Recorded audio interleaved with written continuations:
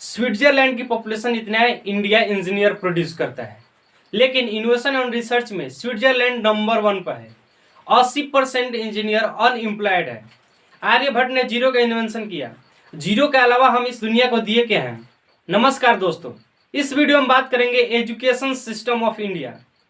India में लगभग 15 lakh engineer per year produce किए जाते हैं, लेकिन उसमें से एक रिलेवेंट जॉब केवल 2.5 लाख इंजीनियर करते हैं। केवल 2.5 लाख लोगों को ही एक रिलेवेंट जॉब मिल पा रहा है। तो ऐसा क्या है, ऐसा क्या रीजन है कि अनएम्प्लॉयमेंट इतना तेजी से बढ़ते जा रहा है? तो चलिए चलते हैं अतीत में। ब्रिटिशर्स जब हमारे यहाँ आकर राज कर रहे थे तो उनको क्या चाहिए था? एक मिलिट्री फोर्स चाहिए था, एक क्लर्क चाहिए था और एक लेबर चाहिए था। वो ऐसा लेबर जो कि फुल फील्ड माइंडेड हो, ना कि वेल फॉर्म माइंड हो। ब्रिटिशर्स ने अपने हिसाब से हमारे इंडियन एजुकेशन सिस्टम को बनाया और आज तक उसी सिस्टम को फॉलो किया जा रहा है। हालांकि न्यू एजुकेशन पॉलिसी आया है जिसे अभी इम्प्लीमेंट नहीं हुआ, इम्प्लीमेंट किया जाएगा। इसमें चेंजिंग किया गया है और बहुत ही अच्छा है हमारे देश के लिए। लेकिन यह बताने की जरूरत नहीं है कि हमारे देश में कोई भी पॉलिसी को कितने अच्छे तरीके से इम्प्लीमेंट किया जाता है।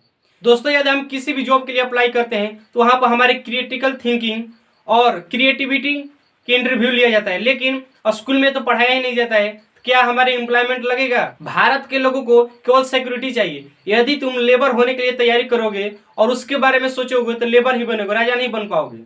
अपने से कम पढ़े लिखे व्यक्ति के कंपनी में जाकर उसके अंदर जॉब करोगे। कोई वेल फॉर्म माइंड बनना ही नहीं चाहता है, critical thinking, creativity, practical work करना ही नहीं चाहता है। बस किसी तरह रट लो, नंबर लाओ और किसी तरह जॉब मिल जाए, बस इतना ही जिंदगी है। गवर्नमेंट अपनी मैनिफेस्टो में लाती है कि 6% जीडीपी का हम एजुकेशन इंफ्रास्ट्रक्चर पर खर्च करेंगे, लेकिन रियलिटी में 3% ही एजुकेशन इंफ्रास्ट्रक्चर पर खर्च हो पाता है।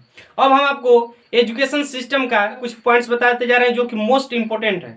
फर्स्ट है रैट रेस। यदि किसी मछली को यदि आप पेड़ पर चढ़ाएंगे तो क्या वो चढ़ पाएगी? वो अपने आप को हमेशा डाउट फील करते रहेगी कि मैं इस वर्क को नहीं कर पाऊंगा। ऐसा वो तो पानी के लिए बनी है, लेकिन इंडियन एजुकेशन सिस्टम में यही है। हमारे गार्जियन टीचर हम यही करते हैं कि हमें क्या करते हैं कि जो हमारे अंदर स्किल्स है, जिस चीज़ में हमें इंटरेस्ट है, उस चीज़ों में हमें फोकस ही नहीं कराया जाता, उसके लिए हमें तैयारी ही नहीं कराई जाती, उसके लिए हमें प्रिपेयर ही नहीं किया जाता है। नंबर 2 है रॉट लर्निंग।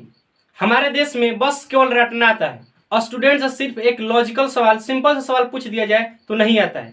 बस उसने क्या किया है? रटा मारा है। हमारा देश क्रिटिकल थिंकिंग इनोवेशन में 48 नंबर पर है, पीछे होते जा रहा है। तो हमारे देश को यदि नंबर 1 बनाना है तो रोट लर्निंग को दूर करना होगा और क्रिटिकल थिंकिंग, क्रिएटिविटी को, प्रैक्टिकल वर्क को लाना होगा। इस डिजिटल इंडिया में न्यू जॉब क्रिएट होते जा रहे हैं, लेकिन हमारे देश के लोग न्यू स्किल्स पर फोकस नहीं कर रहे हैं। कैसे डिजिटल मार्केटिंग किया जाता है, एसईओ क्या है, क्लाउड कंप्यूटिंग क्या है, ये सारी चीज़ें जो स्किल्स हैं इस पर फोकस नहीं है। केवल एजुकेशन पर फोकस है, जो किताबें चीज़ें हैं उसी पर ध्यान है। लेकिन हमें फोकस ये जो डिजिटल इंडिया है, किस तरह से कंप्यूटर को चलाया जाता है, किस तरह से मैनेज किया जाता है, ये सारी चीज़ों पर हमें फोकस करना होगा। तभी जाकर एक अच्छा हम करियर सेट कर पाएंगे इस फ्यूचर, इस डिजिटल वर्ल्ड में। थर्ड है नो रिस्पेक्ट फॉर टीचर। यदि आप हमारे 9th 10th या जो हायर लेवल क्लासेस है उसमें आप जाकर देखेंगे तो टीचर के लिए कोई रिस्पेक्ट नाम की चीज़ नहीं है और स्टूडेंट किसी भी टीचर को रिस्पेक्ट नहीं करते हैं। टीचर आए, लेक्चर दिए, चले गए।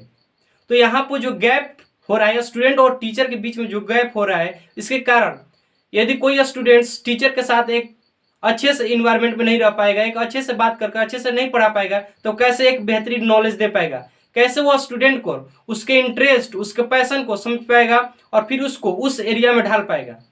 और स्टूडेंट को जो रिस्पेक्ट टीचर को देना चाहिए वो नहीं दिया जा रहा है। फोर्थ है लीस्ट पेज टू टीचर। हमारे देश में टीचर को प्राइवेट स्कूल में 5,000 पर उनको काम करने के लिए बोला जाता है।